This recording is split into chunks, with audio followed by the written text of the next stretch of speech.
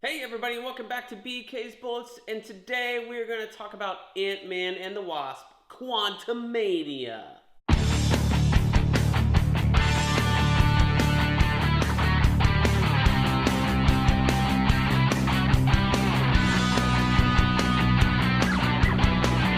Hey everybody, welcome back to BK's Bullets. As always, I'm your host, Brent, and today we're talking about Ant-Man and the Wasp, movie number 3, Quantumania. Now, I saw this last night, which was Monday night, and I didn't get back to record my thoughts on it. And 24 hours have passed. I haven't done like a whole lot of reading or anything about it. You know, usually I'll watch like a spoiler review or something after I record my video for y'all. This one, I haven't looked at anything either. You know, I just was trying to think about it a little bit, and honestly, there's not that much to think about. My initial reaction coming out of the theater was that this was a movie. I can't say that I enjoyed it. I can't say that I hated it. It was just there.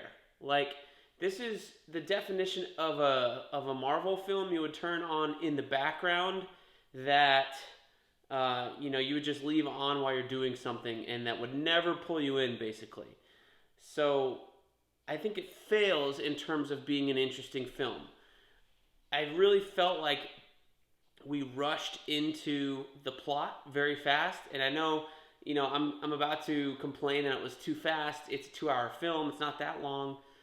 Certainly short by Marvel standards. Have been putting out like 2.5-hour films for the last like 3 or 4, which I think are excessive.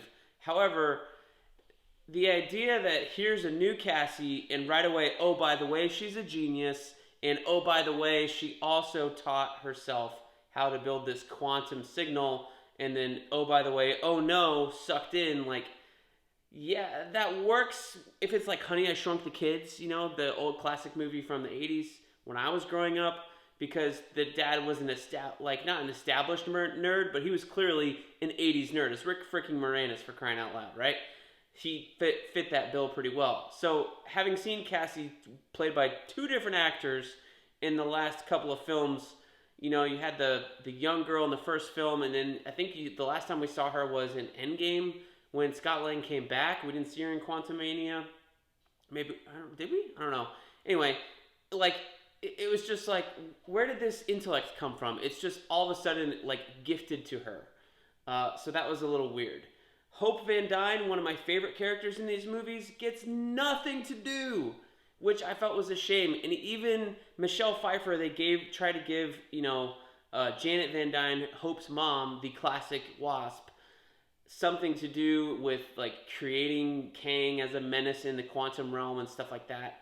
Just really didn't go anywhere. Michael Douglas was fun, but was he really doing anything? Like, it just felt like there were too many characters in this film to really juggle anybody's story the entire time.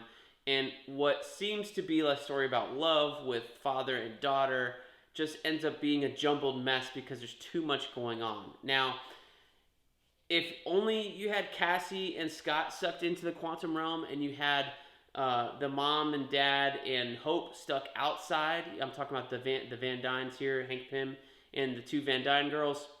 They've been stuck outside the quantum realm and not sucked in at all. Maybe you would have had 2 parallel storylines of trying to get in, trying to save them, and then trying to deal with Kang in the quantum realm. And then maybe that confession by Janet Van Dyne, what she did with Kang, would have felt a little bit more like punchy a little bit, because she's fearful that Scott is going to reap the consequences of her actions down there and didn't know anything about it. Like, that dichotomy there creates some drama, some tension, whereas everybody's in the quantum realm, they're trying to find each other, but at no point do you feel that anybody's in any actual danger, because very, very quickly make sure to let you know that, hey, everybody likes Janet Van Dyne in the quantum realm, and hey, these people that have Cassie and Scott, like, very quickly, Cassie's like, drink the ooze, and they have this whole drama about drinking the ooze, or goop, or whatever, and it's like, we already know she's fine, she doesn't look like she's in pain, so why are we drawing this out? Like, it was literally 5 minutes that could have just been 5 seconds. So, I don't know. And the humor, I think we chuckled, me and my wife chuckled twice. as opposed to other Ant-Man films where we were laughing throughout the film the entire time. So there's definitely something lost here. I don't know if it's the directing. I want to say maybe it's the writing. I believe this was a different writer. It's just lost a lot of that charm here that Ant-Man had in the first two films. And I gotta say, Ant-Man growing and shrinking inside the quantum realm, since you have no reference for scale for anything, you lost the coolness factor of it. What was so cool about Ant-Man and the Wasp is you had these other items running around the city moving fast, like when they shrunk the van down and they have that high-speed chase in the streets of San Francisco. It's funny and it's fun because you're seeing the dichotomy of this little Hot Wheels car going very, very slowly in the streets of San Francisco, or them shrinking things, or just the ingenious ways they use shrinking in the last two films, as opposed to here where you didn't really have that. You had a gag at the beginning with Cassie in the cop car, and then you had this moment at the end of the film where Cassie's grown to supersize, and so is Scott, and they're like, "Dad, I'm big," and he's like, "You're big," and they're just trying to play it for laughs. And the whole time I was like, I can't tell that you're big because the scale here is not established. Like, they even chose a shot of them like from the waist up or chest up, like almost it was a two shot, not a close up per se. But because everything in the background was blurred and everything is alien and you've never seen it before, there's no reference for scale. So they're saying these things in a way that's probably supposed to elicit humor, but at the same time, there's no reference for scale, so you're not getting any of that. And the fact that they have this two shot of them hugging rather than like a full-size shot where you could have that scale in the shot to say, hey, here's everybody running around their feet still battling while they're hugging, or here's the busted up buildings that you saw them tearing through before, to establish that scale would have made that moment maybe a little bit lighter, or made that humor come across more effectively. So this is definitely a movie where the writing, and the editing kind of failed it, and I don't know like who to blame for that. Probably not the actors. I felt like the actors did good with what they were given. This ham-fisted Scott Lang book stuff at the beginning and the end, like it was amusing in the beginning, the end was just a little weird. Like, did I get rid of him? Did I? I don't know. Did I? I don't know. And it doesn't give you a great taste of like a great feeling of being excited for what is to come in terms of Phase 5 of the Marvel Universe, right? Anytime you saw an Infinity Gem before Infinity War, it was, ooh, here it comes. Or you saw a glimpse of Thanos, it was, ooh, here it comes. Now, Kang is a minor villain compared to these other guys, and I know there's probably Avengers fans that are like rising up and being like, what? He's not a minor villain, he's been in the books forever. But hey, anybody in the Marvel Universe who isn't Thanos at this point, or like a legendary Spider-Man villain, or the Red Skull, like even the Iron Man villains, I would say all of them were C-list villains at this, in terms of popularity. If you're not a Spider-Man villain or an X-Men villain or Thanos in the Marvel Universe, you're B or C-list at best, and that's just a fact. So the fact that they're trying to make Kang into this new, bigger threat than Thanos, they got to do a lot more work to get it that way, and I almost feel like Ant-Man and the Wasp is not a safe injection point for this Kang character. Didn't make really sense at all, although does a time-traveling villain make sense anywhere? I don't really think so.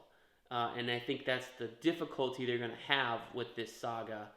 Ultimately, I feel like the Kang Dynasty and the Secret Wars films that are going to be coming at the end of this saga are going to be playing up on cameos from other characters, from other movies, or other versions of dead characters, more than they are the actual drama that we got in the Infinity War and Endgame saga, where like you had the snap. Like there's inherent drama in that moment with the snap at the end of Infinity War that I don't know that you're going to establish that same thing with cameos from returning actors and other actors and things like that coming up in the future films.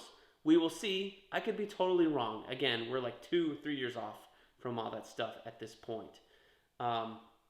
So I don't think it was the worst Marvel film. Like, I certainly didn't sit there going like, man, I really hate watching this, the way I kind of felt like when I was watching the Eternals.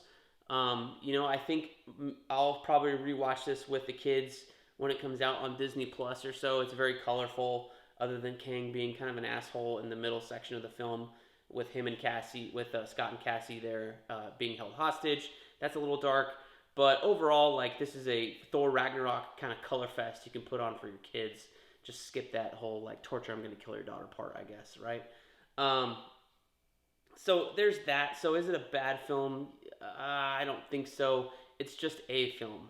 I think it's, is it better than Eternals, which is my lowest, least favorite? Like Dark World, Thor: The Dark World is just plain boring, and I think that's why it's still at the bottom rung, bottom of the barrel in terms of Marvel films. Above that for me is got to be Eternals, and I think that just struggles under its own weight and self-importance that it's trying to import on those characters when you've never seen them or have a glimpse of them before, much less don't have any actors of consequence that people are fans of or attached to latch on to. Like Guardians of the Galaxy had Chris Pratt.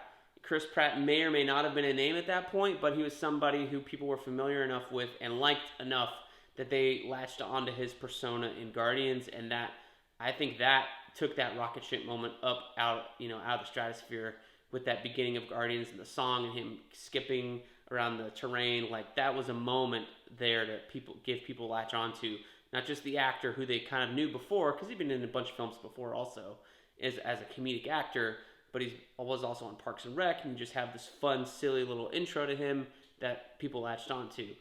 Eternals didn't have any of that. Like, you had Jon Snow, but even Jon Snow wasn't a main character in the Eternals. Maybe they should have switched Jon Snow as Ikaris and Richard Madden as the Black Knight. You know what I mean? Because people like Jon Snow more than they like Richard Madden. So that would be like the second worst. And then Ant-Man's probably slightly above, not slightly, but it's above Eternals in terms of like bottom three, right? It's not terrible. Some of these Marvel movies aren't necessarily terrible, but it's not unwatchable. And I think it would slide up and down if I had to rank all, like, 20 films or something like that at this point, in terms of good or bad. Like, I think there's a large gap between Thor: The Dark World, Eternals, and then wherever Ant-Man and the Wasp ranks above that. Like, there's films going to be able to be filled in here at a later date, probably, as we add more films, but I think that Quantumania is just purely like a C- in terms of a film. Does it have cool effects? Yeah. Sometimes, like the whole MODOK thing, everybody knew that ahead of time, so it wasn't a surprise. That got spoiled in some trailers and stuff. And even then, that was a moment where it's like, clearly you did not spend enough time to make MODOK work as a character. I felt like the most work they did on MODOK as a character was the end scene with him when he was just looking up at Scott. And that's when the VFX guys went to work, is that end scene. And the other two times that he took off his shield and stuff and was like, surprised to see me, it just looked bad. It looked like a CW effect. And this is a, $150, $200 million Marvel movie that's supposed to, do well for them. Like, it reeked of a rush job and in execution as VFX, and also in terms of an idea. You know what I mean? You had the MODOK series on Hulu, which I tried to watch, couldn't get through past the first episode. But at least that had a concept behind the character, as opposed to a throwaway gag that now you'll never see MODOK again because he existed over here as this dumb guy, as opposed to something who is corny and fun, but still threatening and menacing the way he is in the comic book sometimes. So, is it a disservice to MODOK? Sure. Is MODOK an A-list level villain? No. Again, he's probably like C-list level. He's just known because he's kind of kooky and weird looking, right? So that's a disappointment there. Kang,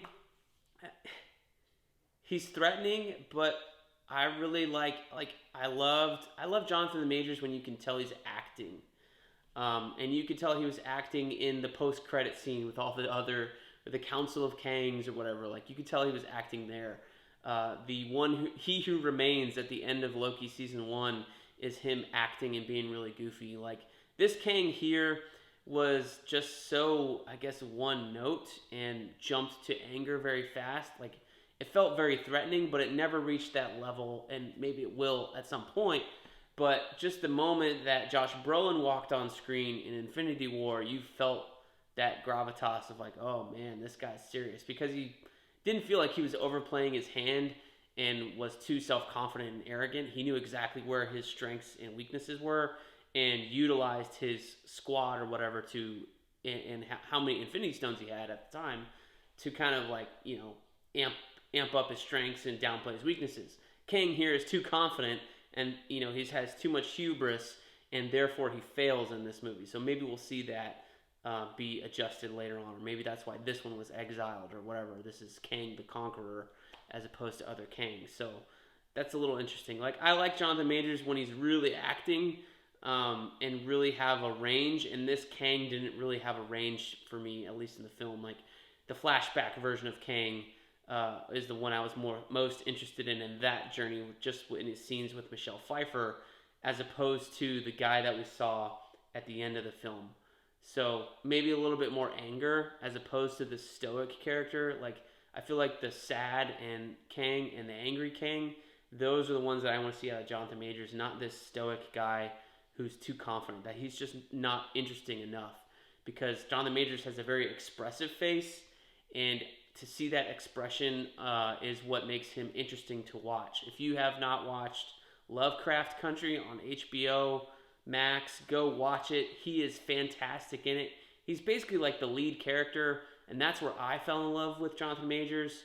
And then to see him graduate from there into Loki, now this Kang role. I really want to go see Creed 3 at the beginning of March when it comes out. That looks very exciting because it's him as this new guy versus Michael B. Jordan, who I also love. So I'm very excited to see that movie, and that is, butthurt and angry Jonathan Majors. And I don't know, it just looks like a more interesting character than Kang was just in this, as the villain, just in this film. So anyway, those are my critiques of Ant-Man Quantumania. It's a movie. I told you what I thought. I think the story, the effects, there's a lot of things that let this film down in terms of it from being good, much less great or excellent. So let me know what you guys thought of Ant-Man and the Wasp Quantumania down in the comments below, and we'll see you guys next time in the Funny Pages.